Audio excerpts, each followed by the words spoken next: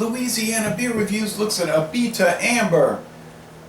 This is a revisit special edition, and this will be the last time you're going to see this bottle design unless they bring it back. There's a brand new bottle design, but unfortunately I bought the variety pack and they still had these designs left over in it. You can look on their website and they'll show the new design. It's a little flashy or whatever. This is their flagship beer, introduced in 1986 when Abita Brewing Company of Abita Springs, I hear people saying Abita Springs, Louisiana, which is on the north shore of Lake Pontchartrain, the Florida parishes. And yes, there's a reason they call them the Florida parishes, because at one time they were part of Florida, the territory of West Florida, owned by Spain, and then Great Britain, and then Spain again. Okay, now look at that beer, made with pale and caramel barley malt, Perle hops. It's 4.5% alcohol, 17 IBUs. Beer Advocate is saying it's good, and the bros say very good, and Rate Beer is saying it's not good. Their score is like 17 out of 100, some bad score. Slightly off-white head and a very amber appearance, very clear, very filtered, very, very, very. You can get this pretty inexpensively. They had it on sale at Winn-Dixie. The variety pack was $13.99. And I have some rice, put some olive oil in there, and some onions, let's see, and some smoked sausage. Okay. Going to put some hot sauce. Now, Dave, the beer professor, was saying with another video he was confused. How can I do a beer review and eat food at the same time? I said, well, I'll show you some of the other ones that were in that variety pack. I may as well. Let's check it out. What the heck? Let's see. And he said, I'm confused. How could you review beer and eat at the same time? That would mess up the review. I said no, because what I was doing was, I think it was a video with it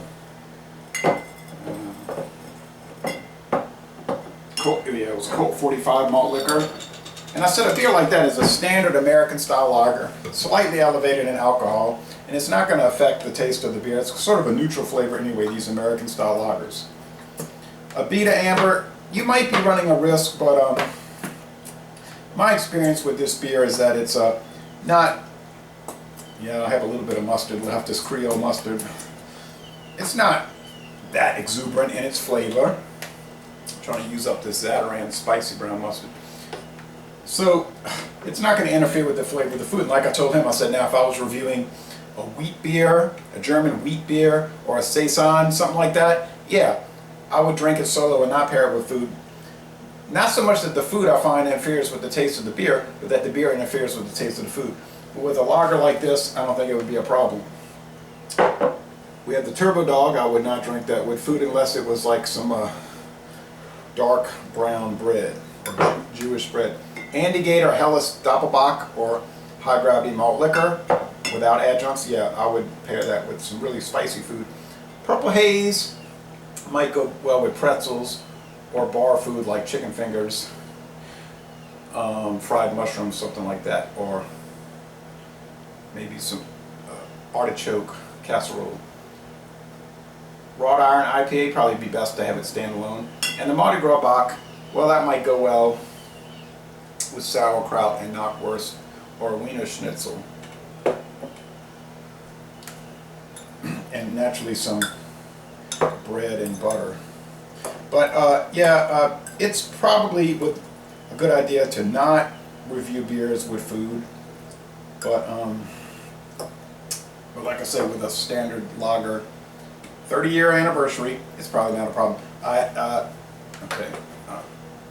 Last time I reviewed this beer, and I've already prayed, okay, thank you Lord for the food. The last time I reviewed this beer was almost 5 years ago. I've had it since then, but almost 5 years since a video review. So let's check it out. We might be doing an examination, although other people are telling me I can't find that beer. Where'd you get that beer? So it could be problematic situation. All right.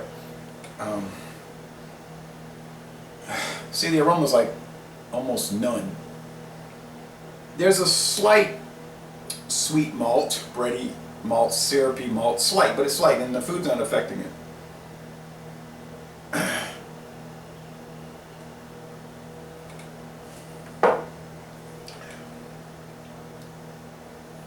I noticed Dave did do a video on this. He said it was an ale, but no, it's a lager. It's an amber lager. Similar to your Ziegenbach or your Rolling Rock Amber or your Michelob Amberbach, but probably most similar to Shiner Bock, 4.5% alcohol, 4.5% alcohol. I don't remember the IBU, but this is 17. I don't think theirs is much different. And the flavor is similar, kind of a dull, flat, watered down flavor, which would pair well with this food. Thank you, Miss Dolores, for the rice. She gave me too much rice, but I was eating it with the crawfish bisque, which is all gone. This John Morrell smoked sausage from Cincinnati, the sausage capital of America, Hogopolis, an old nickname for Cincinnati.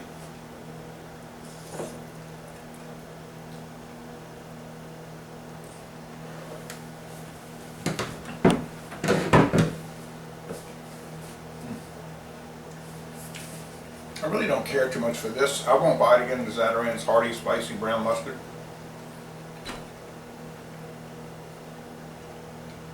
There's too much onion in it. And you say onion, that's all you put in your food. Yeah, but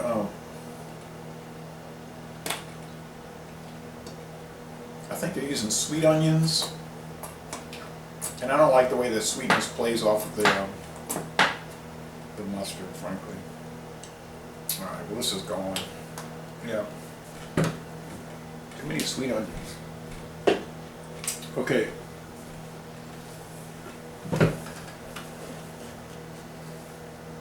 8%. I think that's 6%, 4%.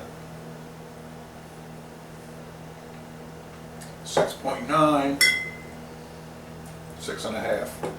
So you got some pretty hefty stuff here.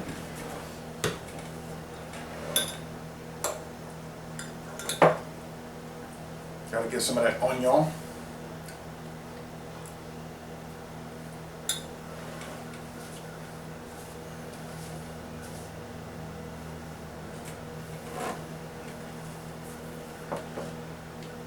To tell you the truth, I wouldn't mind a little green onion and bell pepper as well in there.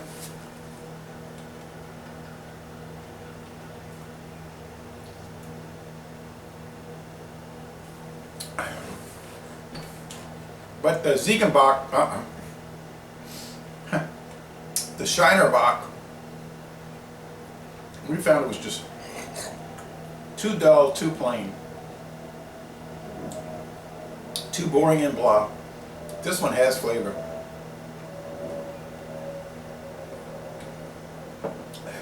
You can find it Abita beers, whatever, whichever one of these. Usually 6-packs on sale, $7.99.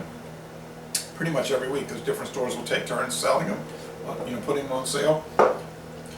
I got the variety pack here for $13.99. It was on sale at Winn-Dixie, so it was a good deal.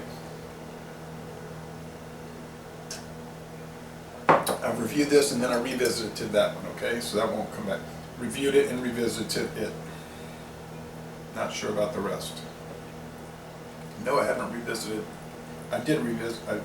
Revisit that one. It was better second time around. I need to revisit Wrought Iron. I wasn't too pleased with it. I said I preferred Giacomo IPA. So people got extremely angry with me and said, "You're an idiot. You don't know what you're doing."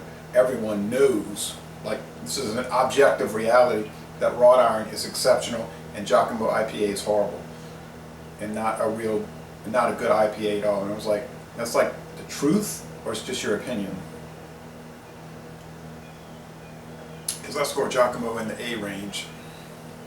Some little sweet dough bread, a little bit, bread crust, malty, not too malty, Maybach beer, Martzen beer, malty a little bit.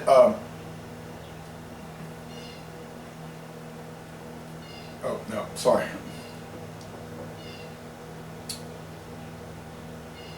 Yeah, it's like a low-level Bach. This is more like a Maybach. This is more like a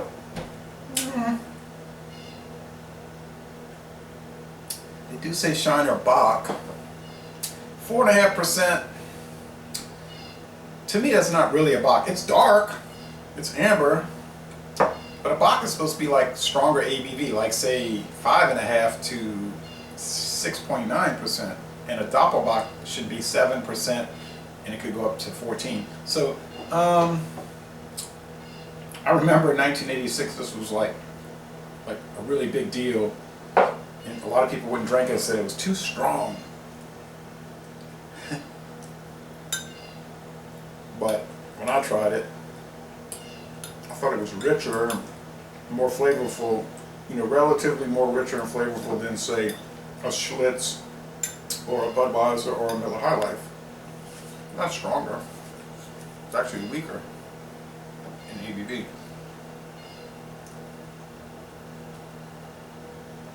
Yeah, if anything, it's probably more like a Vienna lager. Okay, I'm going to call it a Vienna lager. I'm not a styleologist, but at the ABV 4.5%, the color, I would say this is more comparable to Victoria lager from Mexico. Yeah, okay. Victoria. Probably not as good. Mouth feels light and watery. Almost to medium, but light. Still within the light range. The finish is crisp, clean, super refreshing. I mean, you could drink this a lot.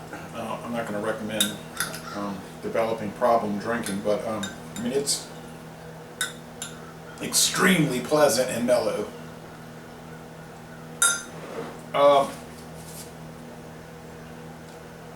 The food is very good. This beer is a jewel and a sweetheart. I would highly recommend it, especially the price. I mean, I've said this before, Abita Brewing is not a deep, speculative, in most cases, craft beer company. They do make some super highbrow stuff and just some elevated stuff, like their Abbey Ale. But they're more in line with your Shipyard, your Full Sail, not full, what is it called?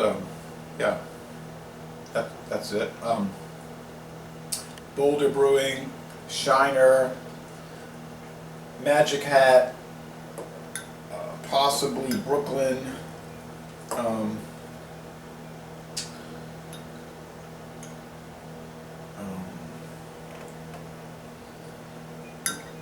Trying to think of one more. Lazy Magnolia Brewing. Samuel Adams line of beers, maybe even Stone to a large extent. Sierra Nevada possibly. Just your mass-produced macro craft beers that have wide appeal but aren't deep speculative and wouldn't necessarily appeal to the ultra, 32nd degree beer aficionados. But to your Joe six-pack craft beer enthusiasts, it'll work just fine and really in a fabulous way. So, laissez les bon temps relais. I'm going to say